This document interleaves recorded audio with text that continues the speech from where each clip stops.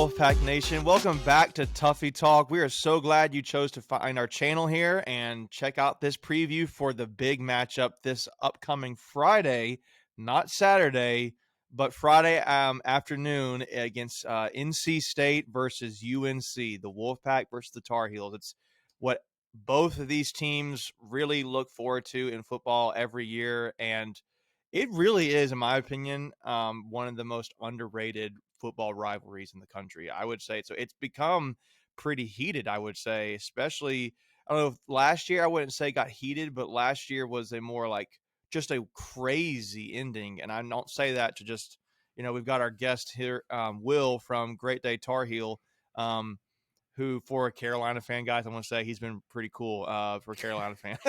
But yeah, no, but I really am excited about it. And Will, we really are glad to have you on the show. No, it's been fun all season talking with you guys, so I'm happy to be here. Yeah. Yeah, man. So I guess first off, how is I guess it's been an interesting season. I think more so.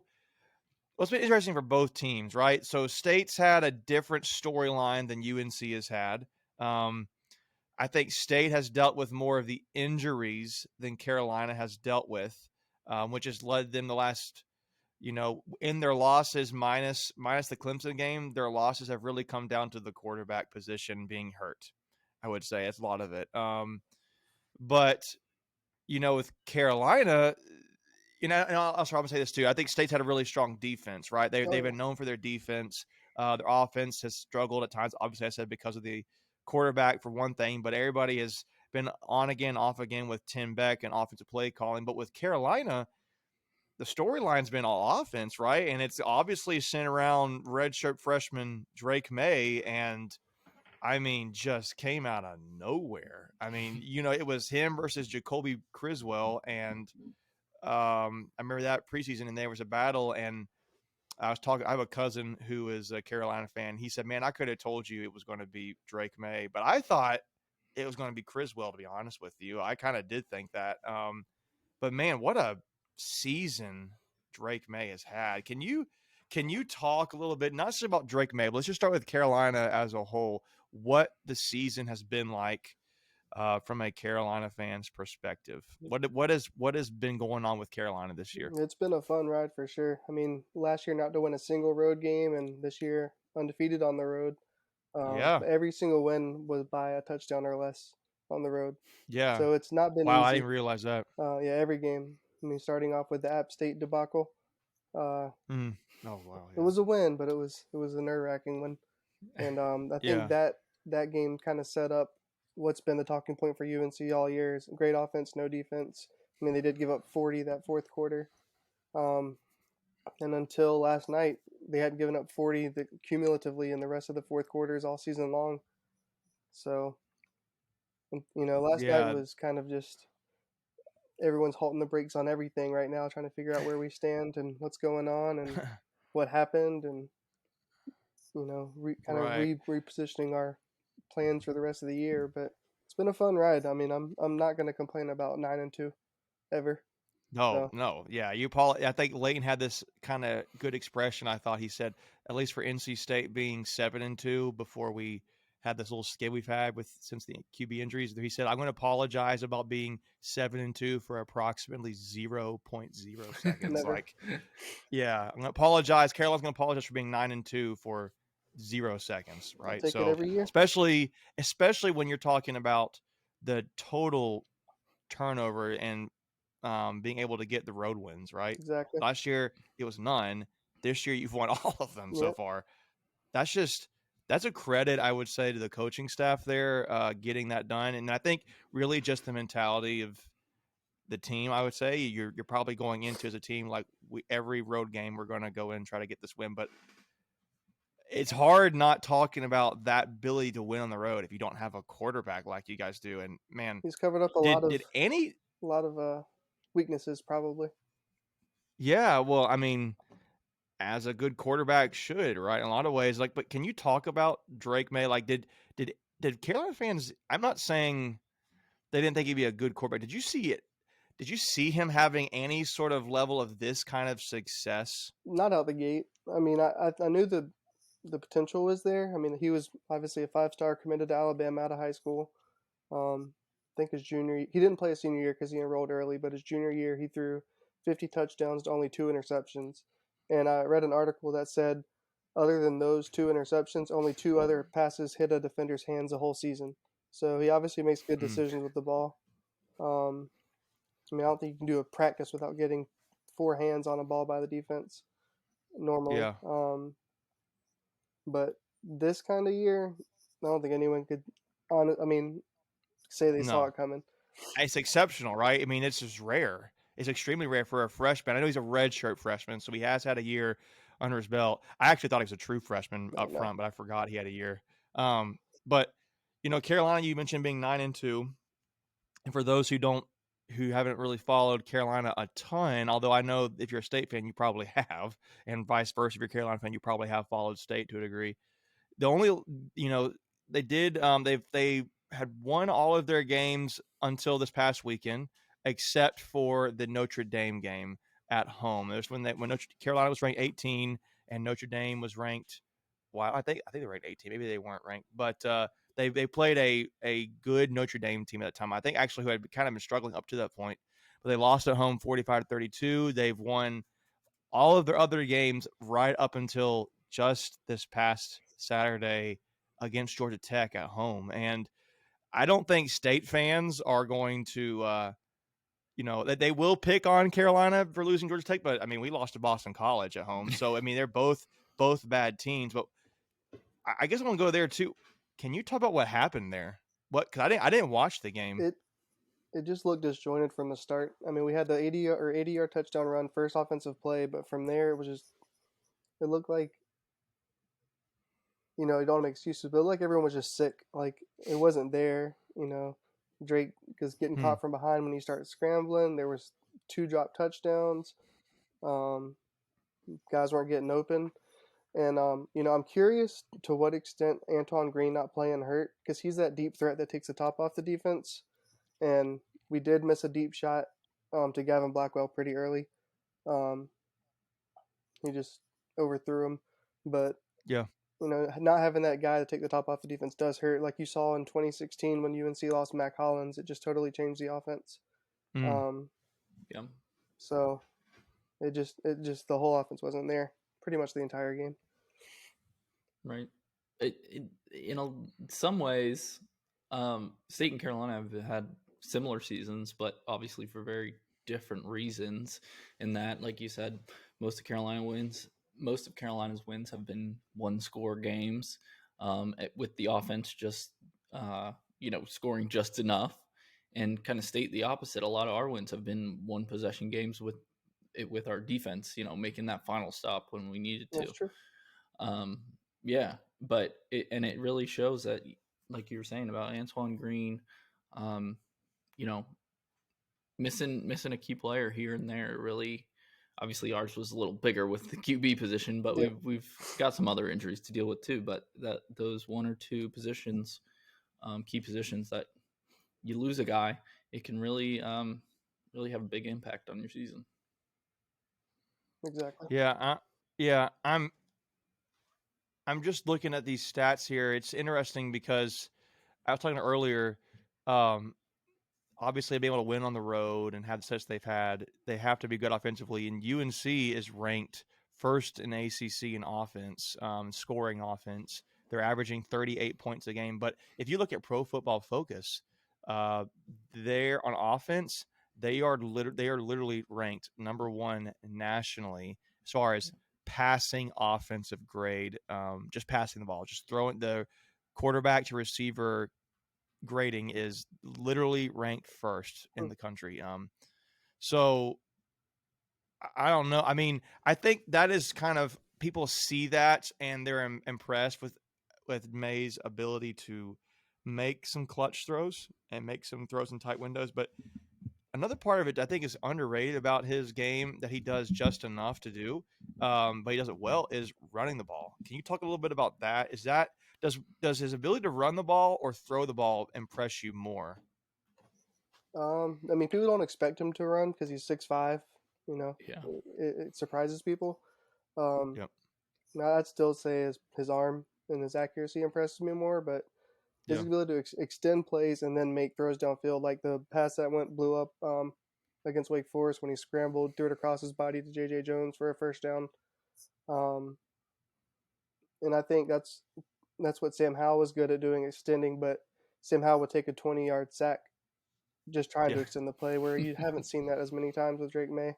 Yeah. He's decisive. He's He's decisive. he makes That's what I he like. reads quickly too. And Yeah. but I have to check. I'm not sure if Elijah Green passed him yesterday, but he's probably still our leading rusher on the year too, which is impressive. Yeah. Well, I mean, with that Georgia Tech matchup, I'm just still curious about that because I think even though State lost to Louisville over the weekend, up at Louisville for those who didn't watch it, score was 25-10 Louisville. Again, State didn't have. I mean, they're essentially like their key players. They'd have their top two quarterbacks. They didn't have one of their starting linebackers, Peyton Wilson, their starting center. They didn't have their starting tight end, halfback. They'd have a lot of key pieces. Um, um, but Carolina, I'm curious. Do you think the loss there to Georgia Tech was more of them feeling the pressure of the Heisman talk with Luke May and getting a 10th win? Do you think it was the fact that it's Georgia Tech and we're overlooking them? Do you think it was a combination of looking ahead to NC State, thinking, oh, it's Georgia Tech, we can just take care of business here? What do you think what attributed to that? Do you think it's a little bit of everything? Some of everything. I mean, there were definitely some situations where we went for it on fourth down inside the 5, which has been what we've done all year. But a field goal could have obviously made a difference. I think there were 2 or 3 instances where we did that. Um, maybe they were trying to push us. Well, they ran. They didn't have a lot of rushing attempts, so but they could have potentially been trying to push the Heisman candidacy and not just play the game like they have in the past. Maybe here, let's try to get a Yeah. touchdown here. Let's try to get a more passing yards here instead of just doing what's working. Yeah. It just wasn't a clean performance at all. Yeah. Yeah. I'm gonna be very curious about that. But Michael, you go ahead. Yeah, I wanted to switch over to the defense a little bit here. When obviously there's talent on the UNC defense. They brought in Gene Chizik, was a big name to be the new defensive coordinator. Maybe not, I guess, in your opinion or in the fan base's opinion, what's been the reason mainly for the struggles this year defensively? Before we continue, we want to take a quick second to tell you about our sponsor, Flatlands Jessup Insurance Group, that has your whole world covered, with agents in 5 offices throughout eastern North Carolina to help you decide how much coverage you need. Offering policies for home and auto, recreational vehicles, commercial, crop, health, life, and employee benefits. They are able to combine options to find a comprehensive solution that works for you. Flatlands Jessup protects the things you love so you can spend less time worrying and more time enjoying them.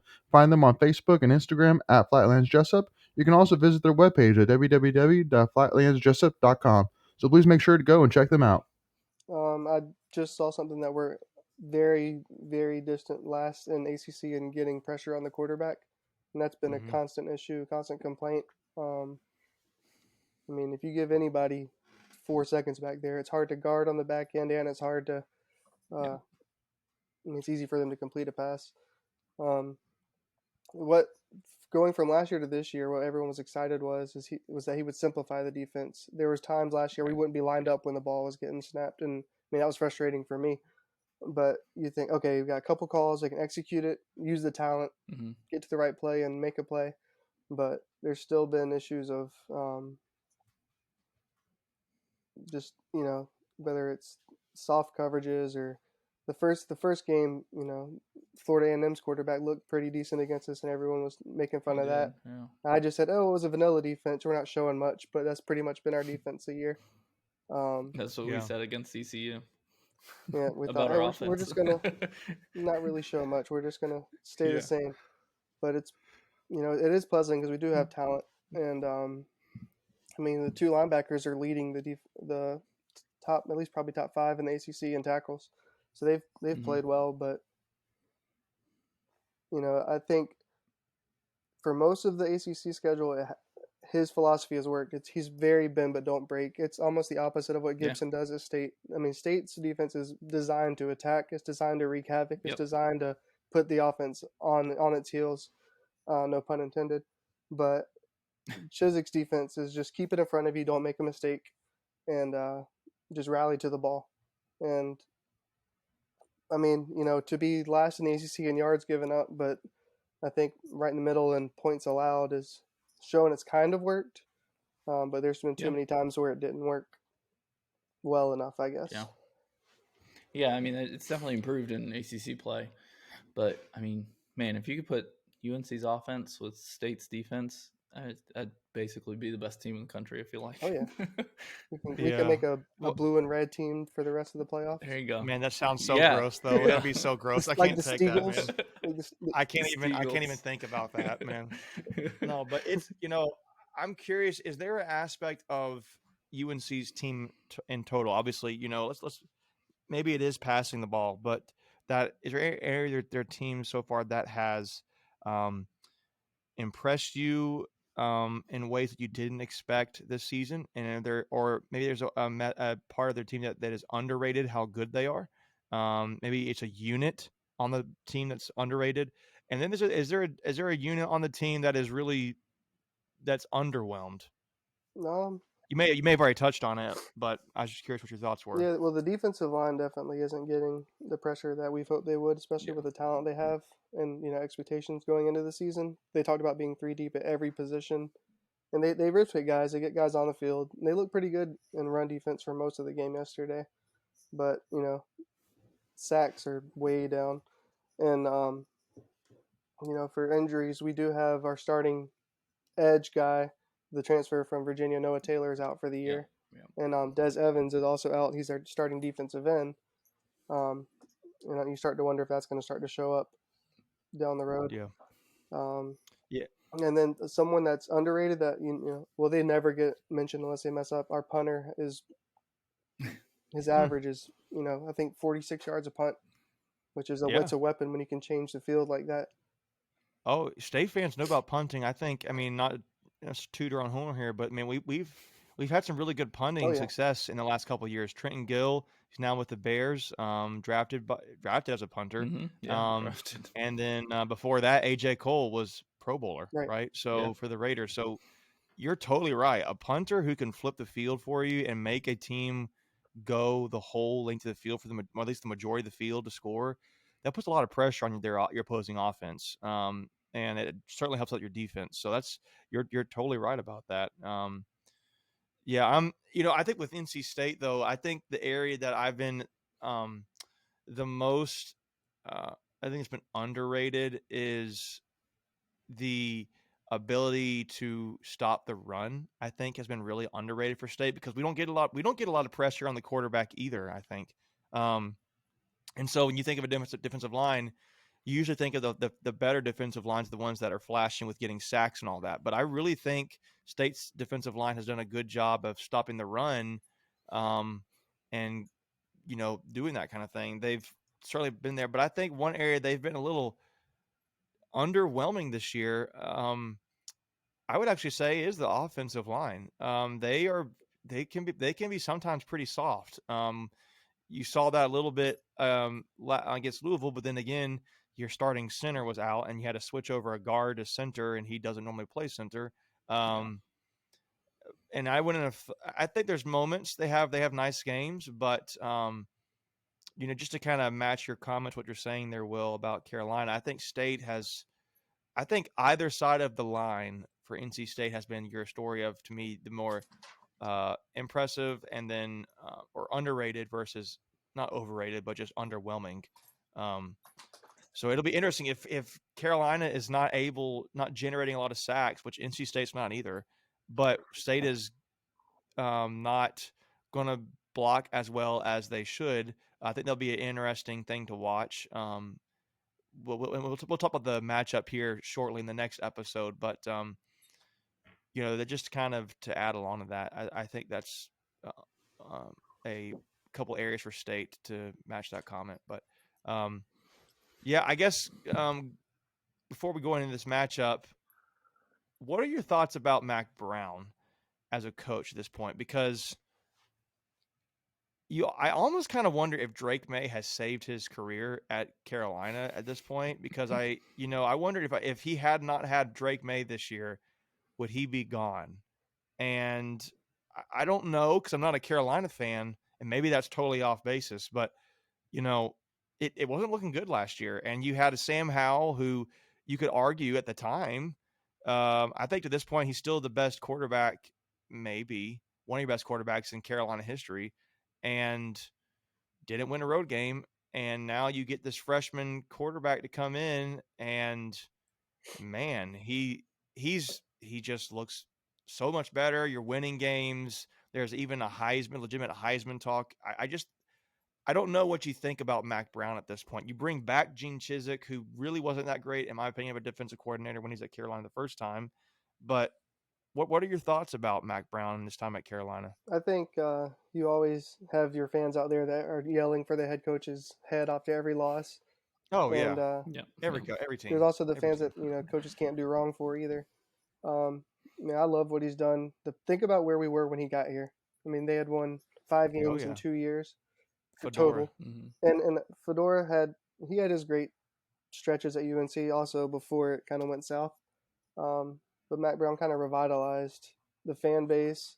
I was at his first home game when he played against Miami, and it was one of the better atmospheres I've ever seen in Keenan. And I think what they knew when they brought him back was that he would he'd recruit well. He'd be able to bring money into the program through boosters. And he'd get the right players, and he'd put a good staff around him. I think it's a negative connotation when you say a coach is a CEO coach, but having the right people around you makes you look good. And I personally really like Longo as a coordinator. I know he gets his hate too. And I'm not going to call for him. I'm not going to say I hope he retires. I think he's done a good job bringing good energy and putting UNC in a much better foundation for whoever does follow him. And I do like his aggressiveness going for it. I mean, fourth down's been huge for UNC this year, winning games and extending drives. And I mean, I'm not going to complain about him. I don't have any negative thoughts for him. Yeah, I know there was a lot of. I just figured I'd get. There was a lot of jokes. Grandpa Max coming back, from both sides of these colors here. But I've always been pro Mac Brown, so that's cool. Yeah. I mean, that's fair. I just get curious about that, from a Carolina fan's perspective on Mac Brown, because I didn't get a good vibe from the fans that I knew, even family members, and now I'm sure nobody's really talking about it, right? Because you're having a great year. So I'm just curious. Oh, yeah. But and I do think he was brought in, kind of like what you said, to be that CEO and put the program back in a good spot after Fedora. Because obviously, I mean, how old is he now? 73, 74? 70 something. Yeah, like I mean, they weren't hiring him to be your coach for the next 15 years. Right, no. Like, so I think he was, brought in to stable that foundation, which obviously it looked rocky after last year, but clearly paid off this year. Yeah. Well, we're going to have a really good matchup on Friday between NC State and UNC. I know it'll be a big thing right after Thanksgiving. They've had this game on Fridays the last few years, I don't really never understand that either personally, because that messes with high school football and all that. But it's going to be a great matchup, like it always is. You never know what's going to happen in rivalry games. I mean, we'll talk about that matchup in this next preview, but it's going to be really exciting. I can't wait to see what happens. And I hope you guys tune into the game. It'll be 3:30, I think it is. And do we know what channel it's going to be on, guys? ABC. Is it ESPN, ACC Network? ABC. Which one is it? So, ABC. ABC. All right. Yeah. Big channel. There we go. So nationally televised game, guys. Mhm. I think it will deliver. I expect both teams to play up and get amped up. I don't think you need a lot of bulletin board material to get the juices flowing for each team. But it's going to be really exciting, guys. So thank you so much for tuning in to this episode, this preview on Tuffy Talk. Be sure to like and subscribe. You can follow us on Twitter. Really, again, we're just NC State fans talking NC State stuff, and love talking about it with the fan base. So be sure to, let us know what your thoughts are about this matchup going forward. And we really appreciate Will joining us here from Great Day Tar Heel. Will, where can the NC State fan base find you at? On Twitter, Instagram, at Great Day Tar Heel on both of them. Love to engage. Okay. I don't talk too much Yeah. trash, so we'll have fun. No, I will. Like I said from the get go, that for a Carolina fan, he's pretty cordial and pretty good to talk to, guys. Grew up in Raleigh, so. pretty fair, I would say. So, but be sure to follow Will there, and again, be sure to like, subscribe here, guys. And as always, go Pack.